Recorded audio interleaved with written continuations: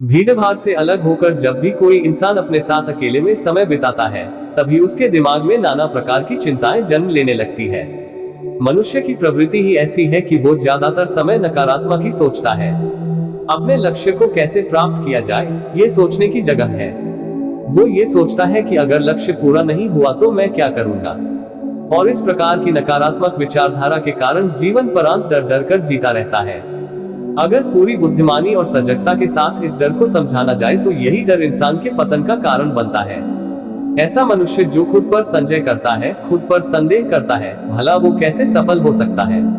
लेकिन बुद्धिमानी से अगर इस डर का उपयोग किया जाए तो यही डर उसकी सबसे बड़ी ताकत बन सकता है।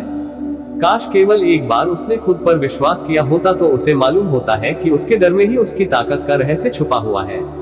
ये कहकर सन्यासी चुप हो न गया और चुपचाप अपने कदमों पर ध्यान लगाते हुए जंगली घास पे से आगे बढ़ने लगा।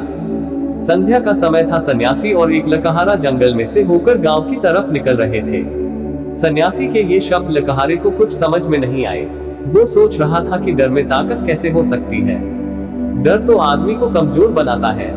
अपने मन की उत्सुकता को जब वह काबू नहीं कर सका तो उसने सन्यासी से पूछा कि महात्मा ना, आप ये क्या कह रहे हैं कि डर में ताकत होती है? डर तो आदमी को कमजोर बनाता है, उसे तो अपना डर दूर करना चाहिए। करारा अपनी बात पूरी कर पाता उससे पहले ही उसे एक शेर की दहाड़ सुनाई दी। शेर की गर्जन सुनकर लकहारे का रोम रोम कांप गया। उसके कान खड़े हो गए। जंगल से आती एक एक आहट उसे साफ सुनाई दे रही थी। उसके कदम वहीं पर जम गए थे, वो भी नहीं पा रहा था। उसे पता था कि थोड़ी सी हरकत उसकी जान जोखिम में डाल सकती है। उसका दिल तो तेजी के साथ धड़क रहा था, लेकिन फिर भी वो अपनी सांसों पर काबू पाने का प्रयास कर रहा था। कुछ देर बाद जब खतरा टल न गया तब सन्यासी ने कहना शुरू किया। सन्यासी ने कहा कि अभी जब तुम डरे हुए थे तो तुम्हारे शरीर का रोम रोम जाग न गया था। जंगल से आ रही छोटी से छोटी आहट पर भी तुम्हारा ध्यान लगा हुआ था। तो इस प्रकार अपने मन के डर के कारण तुम होश में आ पाए, तुम पूरा ध्यान लगा पाए। इससे पहले जब तक तुम्हें शेर की दहाड़ सुनाई नहीं दी थी तब तक तुम अपने विचारों में खोए हुए थे, लेकिन जैसे ही तुम्हें शेर की दहाड़ सुनाई दी वैसे ही तुम्हारे सारे विचार गायब होकर हम वर्तमान में उपस्थित हो गए थे। यदि तुम्हें अभी शेर से बचकर भागना होता या फिर उससे लड़ना होता तो तुम्हें अपने शरीर की वो क्षमता देखने को मिलती जो आज तक जीवन में तुमने खुद भी महसूस नहीं की होगी। जब कोई कुत्ता तुम्हारे पीछे दौड़ता है उस समय तुम्हारी जो रफ्तार होती है वो तुम्हारी आम जिंदगी से कहीं ज्यादा होती है। साधारण जीवन में तुम इतने तेज नहीं दौड़ पाओगे जितना कि एक कुत्ते के सामने दौड़ पाओगे। ये ताकत या कहें कि हमारे शरीर की क्षमता अभी देखने को मिलती है। जब हमारा मन डर में होता है, किसी डरावनी परिस्थिति में हमारा मस्तिष्क और हमारा शरीर अपने उच्चतम श्रेणी में काम करता है। जो काम तुम आम जिंदगी में नहीं कर पाते वो तुम्हें डरा कर कराया जा सकता है। जहां पर भी तुम्हें डर का एहसास होता है वहीं पर तुम्हारी इंद्रियां पूर्ण रूप से सक्रिय हो जाती है। तुम्हारे कानों की सुनने की क्षमता तेज हो जाती है, दृष्टि एकटक हो जाती है, पूरी सजग हो जाती है, सक्रियता बढ़ जाती है। और जैसे जैसे वो डर खत्म होता है वैसे वैसे तुम सुप्त अवस्था में चले जाते हो। तुम सो जाते हो और तुम्हारे इंद्रिय फिर से आराम की स्थिति में चली जाती है। सन्यासी ने लकहारे से कहना जारी रखा कि परीक्षा से एक दिन पहले जो याद करने की तुम्हारी गति होती है वो साधारण याद करने की क्षमता से कहीं तेज होती है। सिर्फ एक बार याद किया हुआ तुम्हें परीक्षा के समय याद रह जाता है और तुम जानते हो कि ये सब परीक्षा के डर से ही होता है। इसीलिए डर को दूर करने की जगह इंसान को ये सोचना चाहिए कि वो अपने डर को ताकत कैसे बना सकता है। जिस प्रकार सुख और दुख, प्रकाश और अंधेरा एक ही सिक्के के दो पहलू होते हैं, उसी प्रकार डर और ताकत भी एक ही सिक्के के दो पहलू होते हैं। जिस प्रकार रोशनी के बिना अंधेरा पूर्ण नहीं होता, सुख के बिना दुख पूर्ण नहीं होता, उसी प्रकार डर के बिना ताकत का भी कोई महत्व नहीं है। लकहारा सन्यासी के ज्ञान से बहुत प्रभावित हुआ। उनके चरणों में नतमस्तक हो न गया और उनसे पूछा कि महात्मा, अंधेरे को तो दिया जलाकर रोशनी से भरा जा सकता है, लेकिन अपने डर को ताकत में कैसे बदले? इसके लिए कोई उपाय बताएं। इस पर सन्यासी ने कहा कि डर दो प्रकार के होते हैं। सबसे पहला मानसिक डर और दूसरा शारीरिक डर। सन्यासी ने लकहारे को समझाते हुए कहना शुरू किया कि मान लो तुम्हें जंगल से होकर गुजरना है और अचानक तुम पाते हो कि तुम्हारे मन में शेर का ख्याल आ गया। अभी तक प्रत्यक्ष रूप में शेर तुम्हारे सामने नहीं आया है, ना उसकी दांत सुनाई दिए, मतलब दूर दूर तक कोई अंदेशा नहीं है कि जंगल में शेर मौजूद है, लेकिन शेर का ख्याल आने से तुम्हारे मन में एक डर पनप गया। अब तुम्हारा उठने वाला एक एक कदम उसी डर से अभिभूत होगा। हर समय तुम्हारे मन में यही ख्याल चलेगा कि कहीं शेर ना जाए। ये शेर वर्तमान में तुम्हारे सामने नहीं है, ये तुम्हारी बहुविषयक की कल्पना है। इसी प्रकार जो मनुष्य अतीत और भविष्य की चिंताओं में डूबा रहता है, वो मानसिक डर का शिकार होता चला जाता है। इसी विडंबना के कारण वो अपने जीवन में जीतने भी निर्णय लेता है। वो सारे मानसिक डर से ग्रसित होते हैं।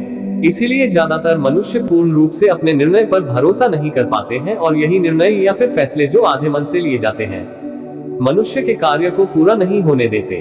लेकिन ये भी सत्य है कि मानसिक डर के कारण ही इंसान अपनी तैयारी पूरी करता है। अगर तुम्हारे मन में शेर का ख्याल नहीं आएगा तो तुम शेर से सुरक्षा के लिए कोई भी कदम नहीं उठाओगे। लेकिन अगर तुम्हें शेर का ख्याल आ गया तो तुम उससे सुरक्षा के लिए कोई ना कोई तरीका जरूर अपनाओगे। तो इसलिए मानसिक डर बेकार नहीं होता, वो आपकी सुरक्षा को और ज्यादा मजबूत भी करता है। लेकिन समस्या तब शुरू होती है जब आप चाहकर भी कुछ नहीं कर सकते, लेकिन उसके बावजूद आप मानसिक डर झेल रहे होते हो।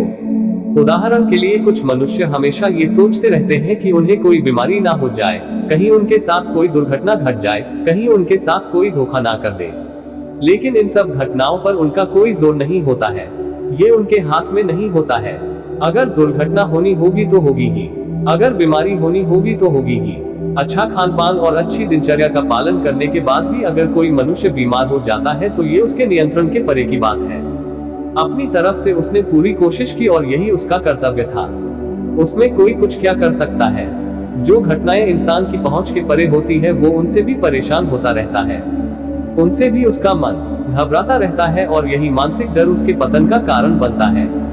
और यही मानसिक डर अगर सही तरीके से इस्तेमाल किया जाए तो मनुष्य समझदार और अनुभवी कहलाएगा। जो इंसान ये सोचता है कि कांटे सिर्फ दर्द देने के लिए ही बने हैं, वो ये भूल जाता है कि कांटे ही फूलों की रक्षा करते हैं। इसी प्रकार एक ज्ञानी मनुष्य किसी भी चीज का उपयोग अपने सकारात्मक तरीके से कर सकता है, लेकिन एक अज्ञानी मनुष्य है अपनी अज्ञानता वश उन चीजों को भी छोड़ देता है जो उसके लिए उपयोगी होती है। विवेकशील मनुष्य फेंके गए पत्थरों का भी महल खड़ा कर लेता है, लेकिन एक वैज्ञानिक मनुष्य उन पत्थरों को दूसरों पर फेंकता रहता है। अगर किसी मनुष्य को अपने मानसिक डर को ताकत में बदलना है तो उसके कुछ नियम हैं, कुछ उपाय हैं। सबसे पहला उपाय अपने विचारों का निरीक्षण। अगर हम अपने जीवन में अपने विचारों का निरीक्षण करेंगे तो हम पाएंगे कि ज्यादातर विचार हमारे काल्पनिक होते हैं, और इसीलिए जो डर उन विचारों के कारण पनपता है वो भी काल्पनिक होता है। ज्यादा सोचने वाले लोगों को जब सोचने के लिए कुछ नहीं मिलता तो वो निरर्थक बातों के बारे में सोचने लगते हैं, और वो बेकार के विचार उसे तो परेशान करते ही हैं, साथ के साथ उसके परिजनों को, उसके सगे संबंधियों को भी परेशान करते हैं। इसीलिए ज्यादा सोचने वाले लोगों को ये समझना चाहिए कि मन में उठ रहे तमाम विचारों में से काम के विचार कौन से हैं और बेकार के विचार कौन से हैं। जो निरर्थक विचार हो उन्हें दूर करते जाओ, और जो सार्थक विचार हो उनको गहराई से सोचना शुरू करो, तभी तुम्हारी समस्याओं के, तुम्हारी उलझनों के उपाय निकलेंगे। मानसिक डर को दूर करने का दूसरा उपाय है उसका सामना करना। इसका मतलब यह नहीं है कि तुम शेर के सामने जाकर खड़े हो जाओ, बल्कि इसका मतलब यह है कि पूर्ण सुरक्षा के साथ तुम जंगल में जा रहे हो। यदि जंगल में जाना बहुत आवश्यक है तो तुम शेर के डर से अपने घर पर नहीं बैठ सकते हो। इसी प्रकार मनुष्य के जीवन में बहुत सारे डर होते हैं, जैसे कि परीक्षा का डर, लक्ष्य ना पाने का डर, झूठ बोलने का डर, सच के पता लग जाने का डर, अपनों को खो देने का डर, दुर्घटना हो जाने का डर। लेकिन जैसे जैसे समय के साथ इन डरों का सामना किया जाता है वैसे वैसे ये डर जीवन से दूर होते चले जाते हैं। अगर तुम इनसे बचने का प्रयास करते हो तो ये जीवन भर तुम्हें सताते रहेंगे। ये तभी दूर हो सकते हैं जब तुम इनका सामना करो। कुछ लोगों को तो दूसरों के सामने खुलकर बात करने में भी डर लगता है। ऐसे लोगों को अनजान लोगों से बात करनी चाहिए। जितना ही वो लोगों से बात करेंगे उतना ही उनके मन का डर दूर होता जाएगा। मानसिक डर को ताकत में बदलने का तीसरा उपाय है अपने डर को स्वीकार करना। बहुत से लोग अपने जीवन में अपने डर को स्वीकार ही नहीं कर पाते। अगर आप उनसे पूछेंगे कि उन्हें किस चीज से डर लगता है तो वह साफ इनकार कर देंगे कि उन्हें किसी चीज से कोई डर नहीं लगता। लेकिन दूसरों की नजरों में ऊंचा उठने के लिए ये झूठ उन्हें बहुत महंगा पड़ता है। अगर वो अपने डर को स्वीकार करना नहीं सीखेंगे तो वो जीवन पर्यंत उस डर से मुक्त नहीं हो पाएंगे। इसीलिए समझदारी इसी में है कि अपने डर को स्वीकार कर लिया जाए। अगर आपको किसी चीज से डर लगता है तो किसी से शर्माने की या झिझकने की जरूरत नहीं है। हर मनुष्य को, हर इंसान को किसी ना किसी चीज से डर लगता ही है, और आप पाएंगे कि जैसे ही आप अपने डर को स्वीकार करते हैं, वैसे ही आपका डर खत्म होना शुरू हो जाता है, और जितना ही आप अपने डर को छुपाने की कोशिश करेंगे, आपका डर उतना ही मजबूत होता चला जाता है। ये सारे तरीके तुम्हारे मानसिक डर को दूर कर सकते हैं, लेकिन शारीरिक डर को दूर करने के लिए तुम्हें दूसरे तरीके अपनाने होंगे। सबसे पहले ये समझो कि शारीरिक डर कौन सा होता है। मान लो तुम किसी जंगल से गुजर रहे हो और अचानक तुम्हारे सामने शेर आ जाता है। तुमने पहले नहीं सोचा था कि शेर तुम्हारे सामने आ सकता है, लेकिन जब वो तुम्हारे सामने आता है तो तुम्हारी सारी शारीरिक गतिविधियां शिथिल हो जाती है। तुम्हारी सांसें अटक जाती हैं, मस्तिष्क काम करना बंद कर देता है और तुम्हारा दिल तेजी के साथ धड़कने लगता है। तो इसीलिए जब बिन सोची बात हमारे साथ घटित होती है तो हमारा शरीर उस डर को महसूस कर पाता है, और वही शारीरिक डर कहलाता है। ऐसे समय में शारीरिक डर को दूर करने के कुछ उपाय हैं, कुछ तरीके हैं। सबसे पहला उपाय तो यही है कि अपने ऊपर संयम रखें। जब किसी मनुष्य के साथ बिन सोची बात घटती है तो सबसे पहले उसका संयम टूट जाता है, और संयम टूटने के साथ उसका मस्तिष्क काम करना बंद कर देता है, और इसी वजह से सोचने और समझने की प्रक्रिया भी रुक जाती है, क्योंकि हमारा शरीर उसी प्रकार कार्य करेगा। इस प्रकार हमारा मस्तिष्क उसे निर्देश देगा। अगर मस्तिष्क की सोचने समझने की शक्ति खत्म हो गई तो हमारा शरीर भी शिथिल हो जाता है। तो इसलिए अगर कठिन समय में मनुष्य अपने ऊपर संयम रखता है तो उसका मस्तिष्क सही तरीके से काम करता है, और वो सही निर्णय लेकर उस परिस्थिति से तत्काल बाहर आ सकता है। यहाँ पर दूसरा उपाय समझने का ये है कि जीवन में कुछ भी घटित हो सकता है। जीवन बड़ा चमत्कारिक होता है, वो हमारी सोच के अनुरूप नहीं चलता, बल्कि उसमें कुछ भी हो सकता है, और यही जीवन की खूबसूरती होती है। अगर आपको आज ही पता चल जाए कि आने वाले 10 साल तक आप क्या कर पाएंगे तो आपकी जीवन में से रुचि खत्म हो जाएगी। लेकिन अगर जीवन एक रहस्यमय किताब की तरह बना रहेगा तो आप अपने जीवन से कभी नहीं थकेंगे। आपका जीवन आपको आश्चर्यचकित करता रहेगा। इसलिए यह समझो कि जीवन में कुछ भी घटित हो सकता है, तुम्हारी सोच से परे भी घटित हो सकता है।